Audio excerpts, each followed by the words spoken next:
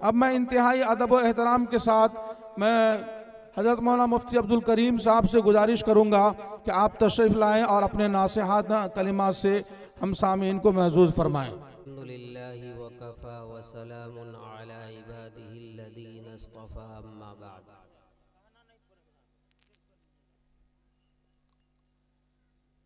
व क़ाल अल्लाहु तबारक व तआला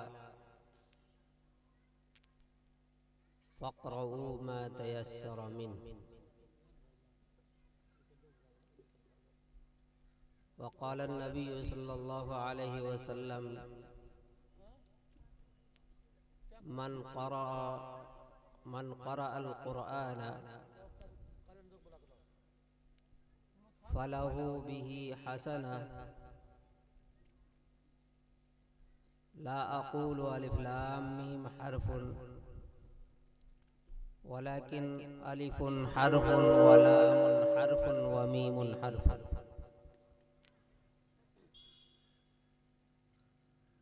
मेरे भाइयों, बुजुर्गों, दोस्तों, जलसा गाह और लोगों के बैठने की जगह अभी तक खाली है। यकीनन हम इस जलसे में शिरकत के लिए आए हैं और हमारा एक ही मकसद होता है कि हम जाकर के उलमाए किराम की और बुजुर्गान दीन की हदीस व कुरान की बातें सुनें। और जहाँ हदीस व कुरान की बातें होती हैं, यकीनन उस मजलिस से बेहतर और उस महफिल से बेहतर कोई मकाम और कोई जगह नहीं हो सकती।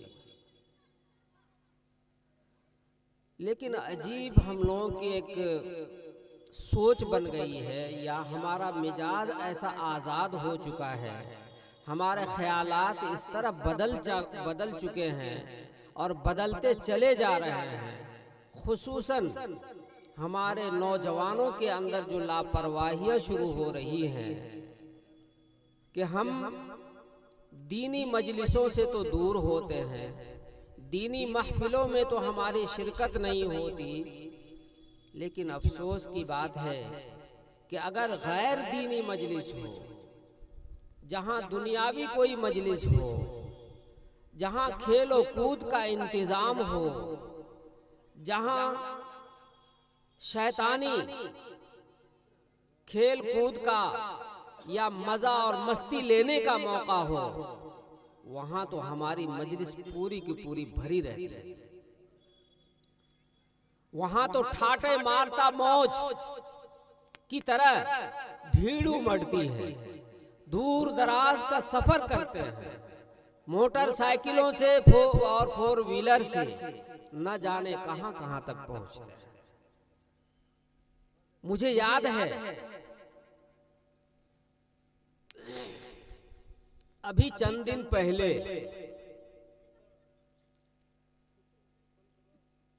वर्ल्ड कप हो रहा था, क्रिकेट का वर्ल्ड कप हो रहा था, जहां हमारे इंडिया की टीम भी थी, पाकिस्तान की भी टीम, मुल्क के मुख्तलिफ टीमें थी, सभी खेल रहे थे। मैं आपको बताऊं कि जिस दिन इंडिया और पाकिस्तान का मैच था, उस दिन हमारे नौजवानों में जो एक हलचल सी हो रही थी, उनके अंदर जो एक तरह का एक तरह की उमंगें कूद रही थी, आरज़ुएं करवट ले रही थी, और न जाने वो क्या करने को तैयार हैं और किस तरह उस मैच को देखने और उसके सपोर्ट के लिए तैयार हैं, वो जबान के जरिए और अल्फाज के जरिए नहीं बयान किया जा सकता। तो मुझे एहसास हुआ कि ये है जुनून, ये है दीवानगी, जो जिसका न कोई फायदा है न होगा, और ना हुआ है। फायदा अगर है उसमें तो सिर्फ खेलने वाले का फायदा, देखने वाले का या सुनने वाले का, इसमें हमें जर्रा बराबर फायदा बता दीजिए, नुकसान के अलावा कुछ नहीं है।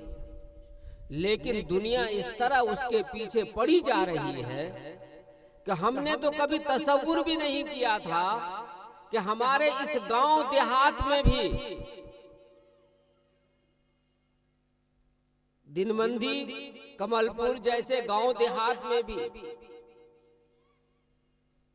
नाइट मैच होगा, उसके इंतजामात होंगे, उस पर इनामात रखे जाएंगे। है रे नौजवान, हम कहां जा रहे हैं? क्या कभी हमने अपने ठंडे दिल से सोचा कि हमारा ये मालो जर, ये पैसे किसके पीछे लग रहे हैं?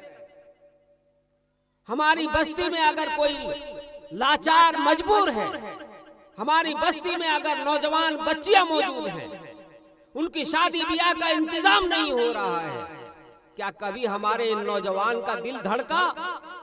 क्या हमारे नौजवानों के ये दिल बेचैन हुए? क्या उनकी ये आरज़ुएं हुई कि काश हम गरीबों की मदद कर सकें, काश हम गरीबों की दुख में हाथ बटा सकें? मेरे भाइयों, बुजुर्गों, दोस्तों, अगर ऐसा हो जाता या ऐसा होने लगे, मैं तो यही तमन्ना करूंगा कि हमारे नौजवानों की जिंदगी बदले। तो फिर क्या होगा?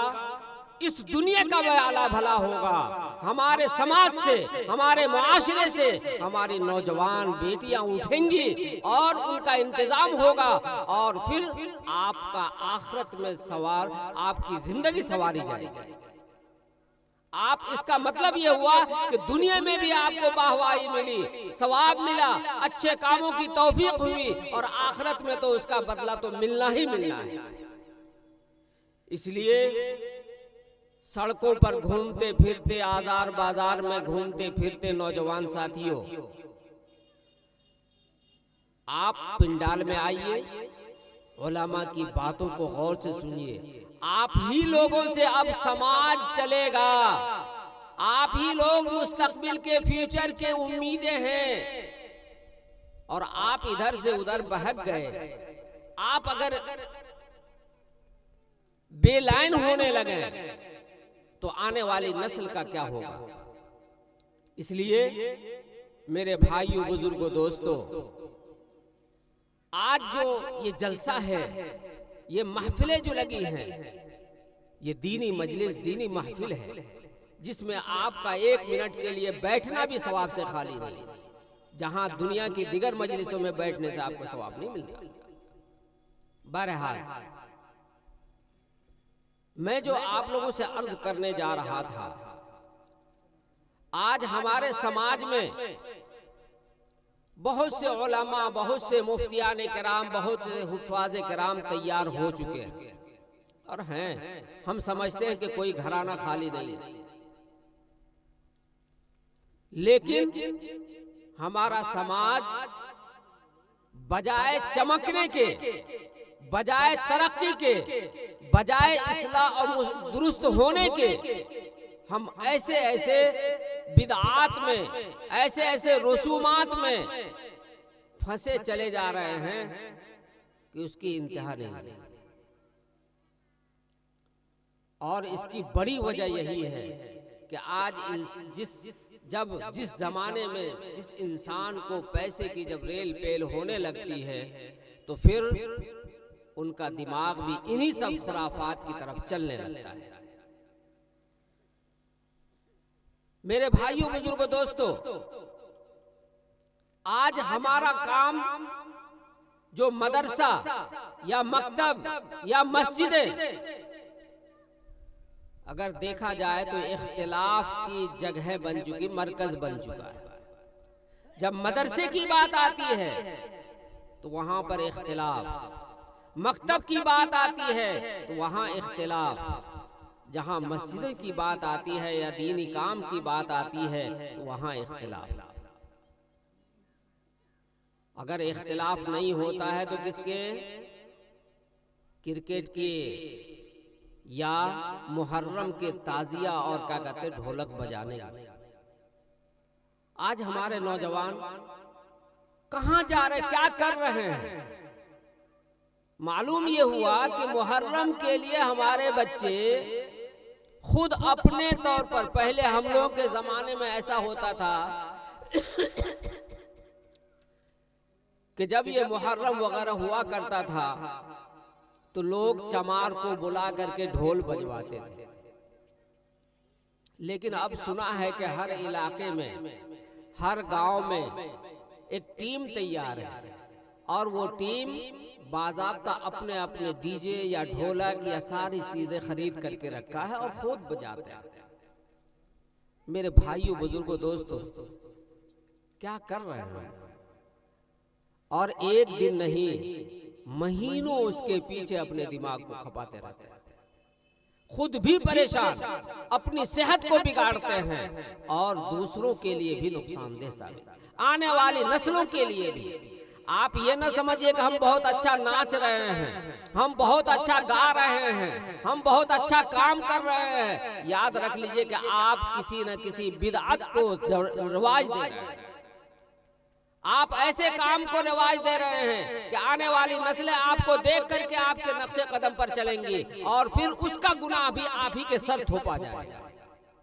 और जब तक ये सिलसिला चलेगा वो सारा के सारे गुनाह आपके सरों पे आएगा। क्या हम मुसलमान इसी के लिए रह गए? और दलील, लॉजिक क्या है?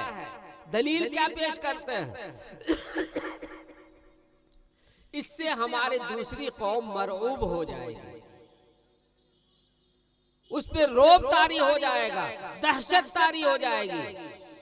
गया वो जमाना, आपके इस तरह लाठी और तलवार चमकाने से किसी पे रोब नहीं जाता, किसी पे दहशत नहीं आती। दहशत और रोब जब आता है तो आपके ईमानी ताकत से आता है, न कि तलवार के चमकाने से। और ईमान का हाल क्या है? एक जमाना था कि एक ही मदरसा हुआ करता था, मदरसा दीनिया। हम लोग उसी के प्रोडक्ट, ये जितने टोपी ओपी बड़े सब में जो नजर आते हैं, उसके बाद ढेर सारे मदरसे हुए, तालीमें बढ़ी, इल्म आया, लेकिन जहालत बढ़ती चली गई। अब अगर हम लोग स्टेज पर से बोलें, मस्जिदों में तकरीर करें, इसके बारे में कहें, तो फिर हम ही लोगों पर चंद तरह के इल्जामात आने लगते। क्यों? इसलिए कि शैतान उसके दिमाग में घुसा रहा है, ये तुम्हारे खिलाफ बातें कर रहा है। अरे भाई, तुम्हारे खिलाफ हम क्यों करेंगे? खिलाफ जो नाहक बातें हैं वो तो कहेंगे ही, जो हक है वो भी कहेंगे, और जिस नाहक रास्ते पे तुम चल रहे हो तो उससे भी हम रोकेंगे। मानना ना मानना तेरा काम। मेरे भाइयों, बुजुर्गों, दोस्तों, तो ये जो मदरसा देख रहे हैं या मकतब देख रहे हैं, ये मस्जिदें देख रहे हैं, ये दुनिया की सबसे बेहतरीन जगह हुआ करती है। और वहीं जाकर के हम लोगों का इख्तिलाफ शुरू होता है। एक बात बताइए, हदीस शरीफ में आया, मन क़रअ हरफन मिन किताबिल्लाहि फलहु बिही हसना। इस पूरी सरजमीन कायनात में और रहती दुनिया तक एक किताब जो अल्लाह ताला का कलाम कहा जाता है, कलामुल्लाह कहा जाता है, किताबुल्लाह कहा जाता है, जिसको हम लोग कुरान शरीफ कहते हैं, ऐसी मुकद्दस किताब, ऐसी पवित्र किताब जो हमारे प्यारे नबी मुहम्मदुर रसूलुल्लाह सल्लल्लाहु अलैहि वसल्लम के ऊपर उतारा गया, और उस वास्ते से इस उम्मत को इतना बड़ा तोहफा दिया गया, इतना बड़ा इनाम और इतनी बड़ी नेमत दी गई कुरान की शक्ल में, कि शायद इससे बढ़कर के और कोई नेमत या इससे बड़ा तोहफा नहीं हो सकता। उसी कुरान के बारे में नबी पाक सल्लल्लाहु अलैहि वसल्लम ने फरमाया कि उस किताब, दुनिया की किसी भी किताब की ये खुसूसियत नहीं है कि अगर कोई शख्स अल्लाह की किताब यानी कुरान शरीफ से एक हर्फ भी पढ़ता है तो बताया कि फलाहू बिही हसना, उसके लिए एक नेकी, वल हसनतु बि अशरि अमसालिहा, और वो नेकी 10 नेकियों के बराबर। तो गोया के एक हर्फ, अब हर्फ किसको कहेंगे? अल्लाह के नबी ने कहा कि अलिफ लाम मीम, ये सब मिला करके एक हर्फ नहीं, बल्कि अलिफ एक हर्फ, लाम एक हर्फ, मीम एक हर्फ।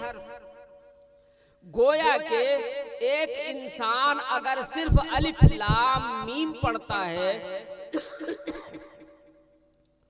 तो उसको 10 नेकियां मिल जाती है, 30 नेकियां मिल जाती है। कितनी? सिर्फ अलिफ लाम मीम पढ़ने पर 30 नेकी मिलती है। अब मुझे जरा बताइए कि इस सरजमीन पर और इस दुनिया में इससे बढ़कर के कोई किताब आई? नहीं आई। क्या कहीं किसी किताब के एक हर्फ पढ़ने पर आपको 30 नेकियां मिल सकती हैं? कहीं पर कोई जिक्र है? नहीं मिल सकता। अल्लाह ताला की तरफ से और भी किताबें आई, लेकिन जो खुसूसियत और जो मौजिज़ा अल्लाह ने इस कुरान में अता फरमाया वो दीगर किताबों में नहीं थी। अब जरा ये बताइए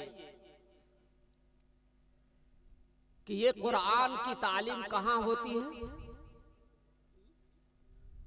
बताइए जरा, आप लोग बताइए, कहाँ पढ़ाते हैं बच्चों को? मदरसा में, मकतब में, यही ना पढ़ाते हैं भाई। तो जब इतनी बड़ी किताब, जिससे बढ़ करके इस दुनिया में कोई किताब नहीं आई, और अपने बच्चे को मदरसा या मकतब या मस्जिद के मकतब में भेज करके पढ़ाते हैं, तो जहां इतनी बड़ी किताब पढ़ाई जाती है उसी चीज के बारे में हमारा इख्तिलाफ शुरू हो जाता है। वहीं पे जाकर के हमारी बातें, सारा झमेला वहीं पे आ जाता। मेरे भाइयों, बुजुर्गों, दोस्तों, इसको इख्तिलाफ की जगह ना बनाइए। दिलो जान से, सिद्क दिल से, ये जितने भी मराकिज हैं, मदारिस हैं, मकातिब हैं, मस्जिदें हैं, जब तक ये बाकी है तो हमारा ईमान भी बाकी है और हमारी ईमानी जिंदगी का सिलसिला भी बाकी है। जिस दिन ये मदारिस का, मकातिब का सिलसिला खत्म हो जाए, अल्लाह न करे कि ऐसा दिन आए, तो फिर हमारी ईमान की गारंटी नहीं है। जो कुछ भी बचा खुचा नजर आ रहा है, ये मदारिस की बरकतें हैं, ये मकातिब की बरकतें हैं, जहां ईमान की बातें, ईमान को सीखते हैं बच्चे, और छोटे छोटे बच्चे कुरान को अल्लाह ने ऐसा मौजिज़ा बख्शा, उसको ऐसी हैसियत दी कि हमारे छोटे छोटे बच्चों के लिए इतना आसान फरमा दिया कि देखते हैं कि आपने रात भी सुना, देखा कि कितनी छोटी सी बच्ची, कितना छोटा सा बच्चा पूरे 30 पारे कुरान को अपने सीने में महफूज कर रखा। ये अल्लाह ने आसान, ऐसी किसी किताब को ये फजीलत हासिल है।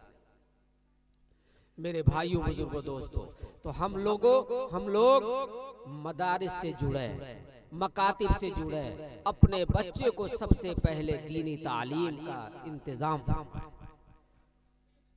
इसलिए जहां कहीं भी मुसलमानों की बस्ती हो तो वहां 3 चीजें तो होनी ही चाहिए। एक तो सबसे पहली चीज इबादत खाना, मस्जिद होनी चाहिए। दूसरे नंबर पर तालीम का, यानी अपने बच्चों को दीन की तालीम सिखाने का, चाहे वो सुबह शाम ही का क्यों ना हो, जरूर इसका इंतजाम किया जाए। और तीसरे नंबर पर अपने मरहूमीन, यानी जो मरने वाले लोग हैं, उनके लिए कब्रिस्तान में दफन करने का इंतजाम। ये हर मुसलमान जहां कहीं भी रहे दुनिया के, उनके लिए जरूरी है कि इन सब चीजों का इंतजाम करें। लिहाजा ज़रूरत इस वक्त इस बात की है कि हम लोग मदारिस से जुड़ें, मकातिब से जुड़ें, उलमा से जुड़ें, उन पर खामखा की छीटा कसी ना करें। कोई फ़ायदा नहीं होने वाला, बल्कि उल्टा ही उसका रिएक्शन होगा, उल्टा ही आपको गुनाह मिलेगा, उससे कोई फ़ायदा होने वाला नहीं। और जब सिद्क़ दिल से, इखलास के साथ जब आप मदरसों से जुड़ेंगे, मदरसे के बच्चों को से जुड़ेंगे, मदरसे की तालीम से जब जुड़ेंगे, तो यकीनन हमारे ईमान में ताजगी आएगी और हमारा ईमान मजबूत होगा, हमारे दीन की बातें सीखने को मिलेंगी। अब आपको एक आखिरी हदीस में आपको सुनाऊं जो बहुत ही अहम हदीस है कि क्यों मकतब और मदरसा गांव-गांव में ज़रूरी है। एक हदीस जो तफसीर इब्ने कसीर के हवाले से लिखी गई है, वो हदीस ये है कि अल्लाह ताला जब किसी कौम पर अदाब का फैसला तय कर देता है, फैसला फरमा देता है, और उस कौम के बच्चे किसी मदरसे में, किसी मकतब में जाकर के अल्हम्दुलिल्लाह रब्बिल आलमीन ज़बान से निकालता है, तो अल्लाह रब्बुल इज़्ज़त उसे सुनता भी है और उस कौम और उस बस्ती के लोगों पर से तयशुदा अज़ाब 40 साल के लिए ख़त्म कर दिया जाता है। माशाअल्लाह। भाई, ये बुजुर्गो, दोस्तों, कितनी अहम हदीस है कि उस बस्ती से 40 साल के लिए वो अज़ाब टाल दिया जाता है, जिस बस्ती में मकतब, मस्जिद, मदरसे हैं, जहां बच्चे जाकर के अल्हम्दुलिल्लाह रब्बिल आलमीन पढ़ता है। और इस जैसे मरकज में, इस जैसी जगहों में आकर के हमारा इख्तिलाफ, हमारी कोशिशें होती मस्जिद टूट जाए, हमारी कोशिश होती है कि मदरसा टूट जाए, हमारी कोशिश होती है कि मकतब बंद हो जाए। नऊज़ुबिल्लाह, ऐसे कामों में हरगिज़ आगे ना बढ़िएगा, बल्कि कोशिश ये करें कि हम लोग उसे और भी तरक्की देते जाएं। बस आखिरी 2 बात करके मैं ख़त्म करता हूँ। मैं बंगाल में रहता हूँ और समझिए कि हमारे तदरीसी अय्याम के ज़्यादातर वक्त बंगाल ही में गुजरे। मैंने बंगाल वालों को बहुत मुताला किया है, बहुत करीब से देखा है और बहुत उन लोगों में रहा है, हमने देखा है। नमाज के एतबार से या और दिगर इबादत के एतबार से कमी है, लेकिन मदरसे और मस्जिद के एतबार से बड़े मजबूत लोग। आज छोटा सा मकतब हमने देखा, सच कहता हूं कि 1 साल के अंदर वो मकतब मदरसे में तब्दील हो जाता और बड़ी बड़ी बिल्डिंग बन जाती है। मालूम हुआ कहां से आया भाई पैसा? कहा सब गांव वाले की कुर्बानी होती है, इलाके वाले की कुर्बानी होती है। यहां तक के आपको सुनाए हम कि वहां लहसुन की और प्याज की बहुत खेती होती है, आलू की बहुत खेती होती है। अभी मदरसों में छुट्टियां चल रही है, अब ये चंद दिन के बाद ये लहसुन निकलेगा, प्याज उखाड़ा जाएगा, आलू उखाड़ा जाएगा। सच कहता हूं कि एक एक गांव में या एक एक मदरसा को लहसुन की अदायगी और लहसुन का चंदा कितना होता मालूम है? 60-60 कुंटल तक होता है। 60 कुंटल लहसुन का चंदा, कुंटल लहसुन की बात, अल्लाह अकबर, 200 मन करीब हो जाएगा। 200 मन लहसुन का चंदा कौन देता भैया? मुझे ताज्जुब होता है। आलू की बात कर रहा हूं, मेरे मदरसे में भी अभी आलू का चंदा होगा, आलू उखड़ेगा अभी 5-10 दिन के बाद।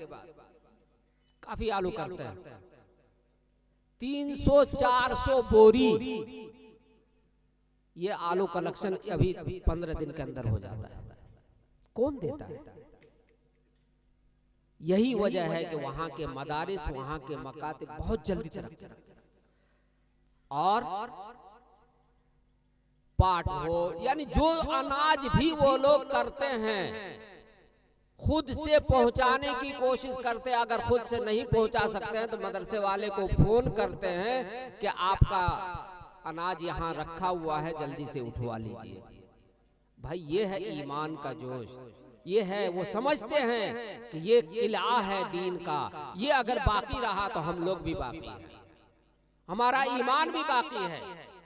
अगर ये उठ गया, ये टूट गया, ये कमजोर पड़ गया तो हम भी कमजोर पड़। उसको शान बान के वो लोग शान मानते हैं, अपनी इज्जत को जानते हैं, ये हमारी इज्जत है। इसलिए मेरे भाइयों बुजुर्गों दोस्तों, मदारिस से नफरत नहीं, मकातिब से नफरत नहीं, दूरियां नहीं, बल्कि उनसे करीब आइए, जुड़िए, यकीनन हमारा ईमान मजबूत होगा। अल्लाह ताला हम सबों को कहने सुनने से ज़्यादा अमल की तौफीक अता फरमाए। व आखिर दावाना अल्हम्दुलिल्लाहि रब्बिल आलमीन।